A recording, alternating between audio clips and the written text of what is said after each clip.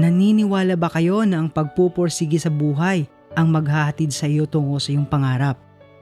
Kaya mo kaya ang hamon ng buhay para iyong mapagtagumpayan? Ano-ano kaya ang mga tulay upang makamit mo ang iyong pangarap? Mga kaibigan, bawat tao ay may mga pangarap sa buhay. Depende na po sa inyo kung ilalaban mo ito. Bago natin tunghayan ang kwento ng isang mahirap, ay inaanyayahan ko kayo na mag-like o mag-comment at higit sa lahat i-click ang notification bell para sa mas marami pang kwento na ihain natin dito sa ating channel. Siguro meron din kayong mga personal na karanasan ay pwede nyo po akong i-message sa aking Facebook account o di kaya sa aking email ad. Sa isang maliit na baryo sa isang malayong probinsya, nakatira ang isang batang lalaki. Lumaki siya sa isang simpleng pamilya na ang tanging ikinabubuhay ay ang pagsasaka. Sa murang edad, naranasan na ni Art ang hirap ng buhay. Sa kabila ng kahirapan, si Art ay laging puno ng pag-asa at pangarap. Palagi siyang nangangarap na balang araw ay makakatulong siya sa kanyang pamilya. Napakaliwanag ang buwan sa gabing iyon. Makikitang humahalik ang mga maingay na talo ng dagat sa isang napakalawak at malinis na dalampasigan. Habang si Art ay nakatingin sa kalangitan, tumatanim dito sa kanyang isipan na balang araw makakatapos siya ng pag-aaral, makakahanap ng magandang trabaho at maiaahon sa hirap ang kanyang pamilya. Ngunit ang daang patungo sa kanyang mga pangarap ay hindi naging madali. Madalas siyang pumapasok sa paaralan nang walang baon at lumang damit lamang ang suot. Ngunit hindi ito naging hadlang para sa kanya. Naging inspirasyon niya ang mga ito para mas magiging matatag na bata. Sa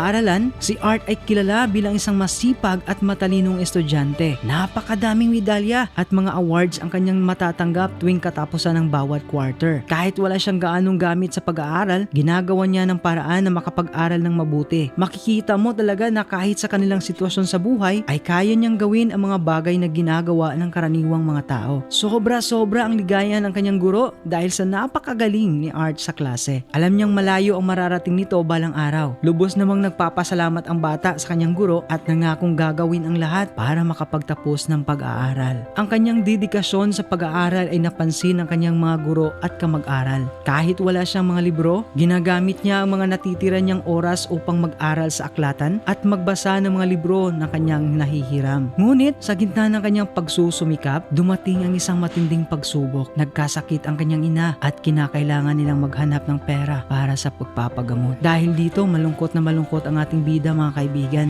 Kailangan niyang tumigil sa pag-aaral at magtrabaho dahil hindi niya kayang makita ang kanyang ina na nahihirapan. Sa kabila ng kanyang pagnanais na mag-aral, napilitang huminto si Art at nagtrabaho bilang kargador sa palengke. Mahirap ang kanyang trabaho at madalas na nauuwi siya sa bahay na pagod at sugatan. Isang araw, habang nagkakarga ng mga paninda, nakilala ni Art si Mang Kiko, isang negosyanteng nagmamay-ari ng isang malaking tindahan sa bayan. Nakita ni Mang Kiko ang kasipagan at katapatan ni Art. Ganun na nga ang kanyang pagkagulat ni Art nang tanungin ito ng matanda kung gusto ba itong magtrabaho sa tindahan ng matandang negosyante. Oo, medyo may katandaan na ang negosyanteng ito, ngunit halos lahat ng mga tao na naninirahan sa lugar na iyon ay kilala ang kanyang pagiging pagkamabait, mauwain at pagkamatulungin sa tao. Pinapangako ng matanda sa bata na mas magaan ang trabaho niya dito kaysa kanyang kasalukuyang trabaho at mas malaki pa ang sahod. Dahil sa narinig, hindi mailalarawan ang ligaya na nakikita sa mata ng pulubing bata. Nakangiti siya na sumagot at nagpasalamat sa inialok ni Mang Kiko sa kanya. Ito ay malaking tulong sa kanyang pangangailangan sa araw-araw at higit sa lahat para sa kanyang ina na nagkakasakit. Naging tapat at masipag na empleyado si Art sa tindahan ni Mang Kiko. Dahil dito, nagtiwala sa kanya si Mang Kiko at ginawang taga-pamahala ng tindahan. Sa kanyang bagong trabaho, nakapag-ipon si Art ng sapat na pera para makapagpatuloy ng kanyang pag-aaral. Sa wakas, nakapagtapos siya ng kolehiyo sa kursong Business Administration. Hindi nagtagal, nagsimula si Art ang kanyang sariling negosyo. At habang nasa harap sa kanyang tindahan ay sinabi niyang pangarap niya ito para sa kanyang pamilya. Hindi niya ito makakamit kung hindi dahil sa mga pagsubok at pagkakataon. Ang negosyo ni Art ay lumago at naging matagumpay. Nakapagpatayo siya ng mas malaking bahay para sa kanyang pamilya.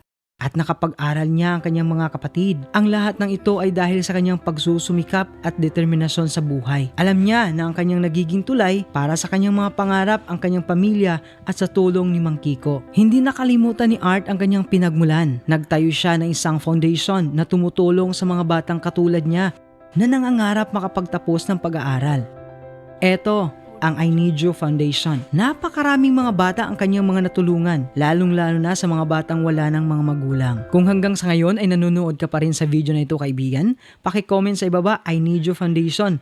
Maraming salamat. Habang kaharap niya ang mga bata ay pinagsasabihan niya ito na huwag susuko sa kanilang mga pangarap. Kahit gaano kahirap ang buhay, may pag-asa at may liwanag sa dulo ng landas. Si Art ay naging inspirasyon sa maraming tao sa kanilang baryo at sa buong bayan. Ang kanyang kwento ay nagpatunay na ang sipag, tiyaga at determinasyon ay nagbubunga ng tagumpay. Ang kwento ni Art ay kwento ng bawat Pilipinong nangangarap at nagsusumika para sa isang mas maayos na buhay. Patunay na sa kabila ng kahirapan at mga pagsubok, ang pag-asa at determinasyon ang magdadala sa atin ng tagumpay. Ikaw, ano at sino ang iyong tulay sa iyong pangarap? I-comment nyo po ang iyong sagot sa ating comment section sa ibaba. Maraming salamat sa pagsubaybay mga kaibigan. Kung meron kayong kwento na gusto nyo ipaabot sa lahat, feel free to send me via email or message nyo ako sa aking Facebook account. Hanggang sa muli, dito lang sa Storya Mo, Kwento Ko.